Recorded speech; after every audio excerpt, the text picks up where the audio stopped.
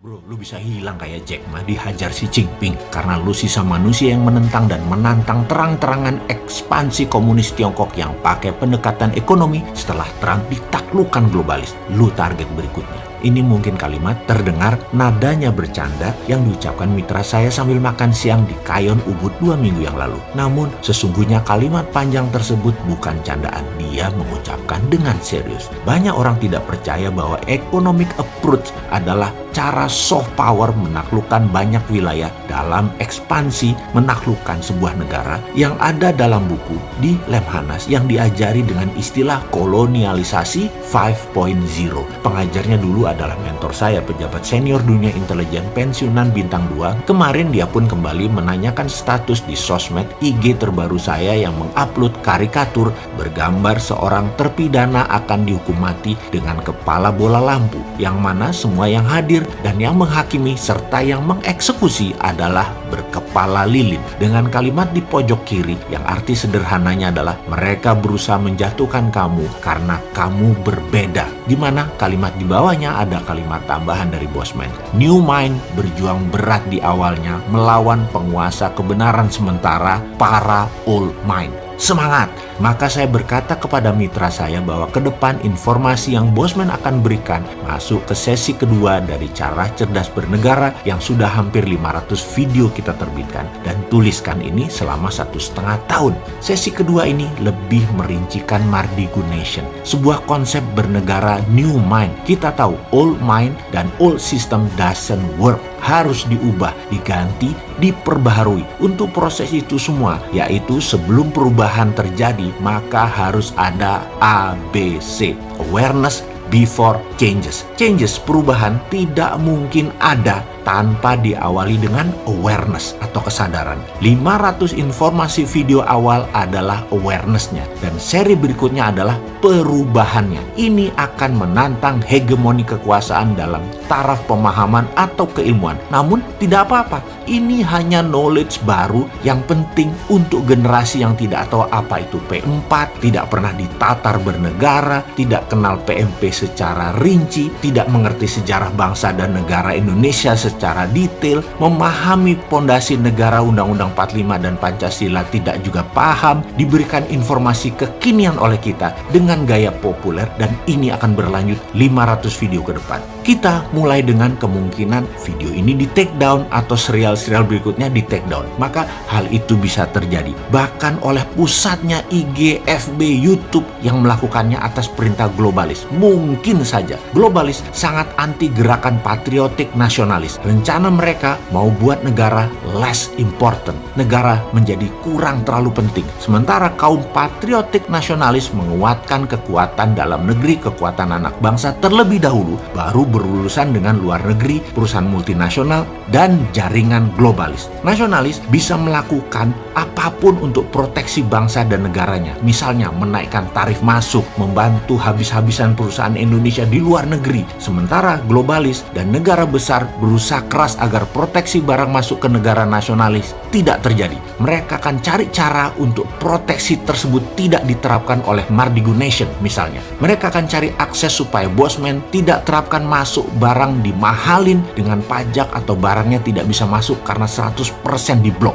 Cari pejabat yang pragmatis dan oportunis, pasti mau duit. Mereka punya cara untuk mempengaruhi individu. Dan kita tahu yang dahsyat adalah mereka sudah kendalikan media mainstream dunia yang mana akan digunakan untuk menekan kaum patriotik nasionalis dari memperlihatkan keburukan penguasa mereka yang mereka target karena tidak nurut, lalu memperlihatkan kebaikan produk mereka dan manfaat kerjasama dengan globalis tersebut. Berulang-ulang melalui media mainstream dunia yang di setiap negara mereka punya relay penyambung beritanya. Lihat saja media utama di Indonesia selalu merelay apa perpanjangan tangan media mainstream dunia di dalam memberitakan sebuah informasi. Tidak akan mungkin punya jurnalis di semua negara lalu melakukan reporting langsung atau analisa langsung. Mahal bos. Enaknya merelay, menyambung menggulungkan berita utama dunia yang hanya ditranslate mentah-mentah bahasanya. Jadi, kalau mereka ingin COVID misalnya diberitakan menakutkan, di Italia ada lockdown menakutkan, di Wuhan orang bertumbangan di jalan bagaikan zombie. Mereka bisa putar di mana-mana seperti di awal tahun 2020 kemarin, dan segera seluruh dunia menyebarkan berita ini dan menakut-nakuti seluruh dunia dengan cara yang sama. Sekarang Trump rubuh dan berita COVID menjadi lokalan. COVID menjadi pandemi berhasil hilang karena pemerintah setempat pintar. Kalau tak terkendali, ya karena cara pengelola pandemiknya salah. Tapi pelepasan COVID pertama dan niat mereka kendalikan dunia saat ini sudah selesai. Tujuan mereka sudah tercapai. Mereka saat ini memanen hasilnya. Itulah masalah patriotik nasionalis yang berhadapan dengan negara besar, negara superpower, dan globalis. Jadi kita bagaimana? Ikuti para globalis dan negara besar, takluk dengan GBHN negara kuasa, atau ikut rencana kerja perusahaan global nasionalis? Kita, kaum patriotis nasionalis Sontoloyo, tidak akan kita lawan mereka semua. Dari awal, cita-cita si Sontoloyo adalah membuat Indonesia menjadi negara pemenang mengalahkan Tiongkok dan Amerika. Kita nggak mau jadi budak mereka lagi. Sungguh ini ide yang gila. Mengalahkan mereka dalam artian kita harus memiliki kemakmuran di atas mereka. Memiliki kemakmuran di atas Amerika, di atas Tiongkok. Memiliki kekuatan tawar lebih dari mereka. Memiliki kekuatan penggentar lebih dari mereka. Dan memiliki produk domination yang absolut. Kita ini negosiasi dengan mereka posisinya saat ini selalu kalah, selalu ngemis, dan meminta karena level playing field-nya berbeda. Kita harus samakan, kita harus lebihkan. Itulah tujuan kita untuk menjadi negara pemenang. Untuk itu, perlu kita bukan saja competitive advantage, tetapi absolute advantage. Sehingga kita bisa mendominasi, terutama mendominasi mereka. Apa yang harus Indonesia lakukan? Apa yang harus didominasi?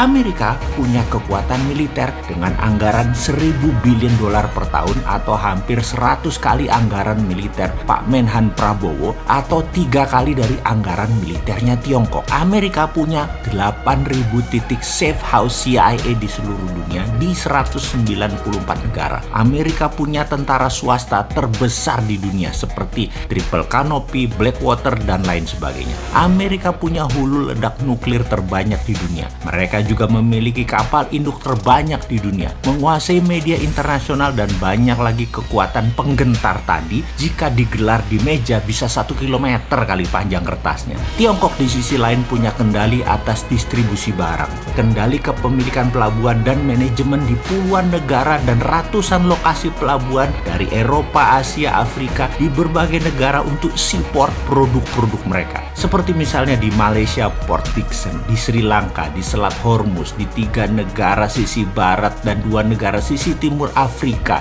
di terusan Suez, hingga 3 port di kawasan Eropa, dan banyak lagi di Amerika Selatan. Tiongkok menguasai armada distribusi laut. Kapal besar mereka atau vessel mereka setiap tahun lebih dari 150.000 kali bolak-balik memutari wilayah dagang tadi dengan lebih 10.000 kapal kargo besar dari berbagai armada milik mereka. Selat Malaka saja 1 tahun ada 100.000 vessel kapal dagang yang melewati wilayah tersebut, di mana 80% vessel barang tadi adalah barang Tiongkok. Yang kalau si Sontoloyo punya ide akan kita lawan UNCLOS yang memberatkan Indonesia, kita akan pajaki Selat Malaka. Walaupun artinya apa? Artinya kita perang dengan komunis Tiongkok. Kita nggak peduli, kita lawan gitu ya. Kita kan patriotik nasionalis. Kita Indonesia secara nasional itu harus untung, bukan untuk segelintir oligarki saja untungnya, juga bukan untung untuk kepentingan negara lain. Harus nasional, harus Indonesia, harus bangsa dan negara Indonesia yang untung. Nggak bisa pejabat ini dikelola oleh orang yang pemahaman pragmatis, oportunis selalu. Gantian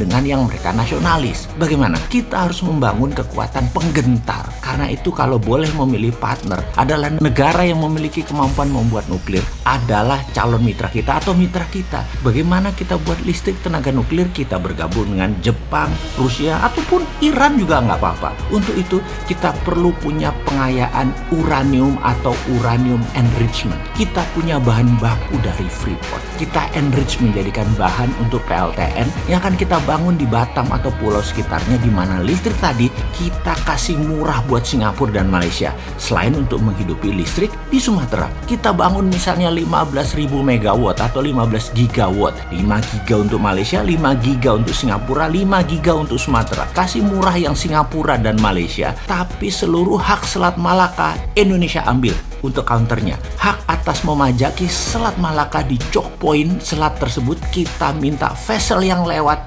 bayar asuransi. Asuransi ini pemiliknya 3 negara. Indonesia 70%, Amerika 15%, Tiongkok 15%. Angka ini bisa membuat APBN naik 400 triliun per tahun. Lumayan buat bayarin hutang para pejabat lama. Baik nggak tuh kita? Buat uang buat bayarin hutang yang dibuat pejabat lama. Yang saat ini naik hutangnya nambah 3.000 triliun. Yang menjadi 6.000 triliun. Yang beban bunganya saja yaitu 500 triliunan per tahun. Hutang tadi kita bayarin. Bukan kayak sekarang nambah hutangan terus. Kita nih nanti bikin duit. Tenang bos, pensiun Anda nanti tetap kita jaga martabat Anda. Kami kaum Sontolo itu patriotik nasionalis. Ngerti apa itu mikul dhuwur mendem jero. Bukan ngerti saja, kami lakukan. Kalian pensiun santai saja, aman nggak? Kami acak-acak nggak? Hutang Anda pun kita bayarin. Kewajiban yang kalian tidak sanggup pikul, yang cuma bisa ngomong tok, kita yang tanggung. Selama semua saat ini kalian permudah dan mempermudah kami bergerak. Jangan lagi memperbanyak hutangan dan kagum dengan negara komunis Tiongkok dan Amerika yang amburadul itu. Stop. Jadi kekuatan penggentar yang mau kita bangun adalah kita bangun pengayaan nuklir, kita punya PLTN, kendalikan Selat Malaka, dan punya senjata berhulu ledak nuklir. Wah ini orang, sekarang lakukan. Atau nunggu pensiun kita yang muda yang ngegarap. Yo wes, kita toto dahar dulu sebentar. Monggo vaksin disebar dan COVID segera dituntaskan. Biar nanti kita kerjanya enak. Terima kasih loh, udah usahanya memenangkan perang lawan COVID. Plus vaksin kita dukung penuh. Untuk kita juga kok nantinya. Setuju? Hujan gerimis saja.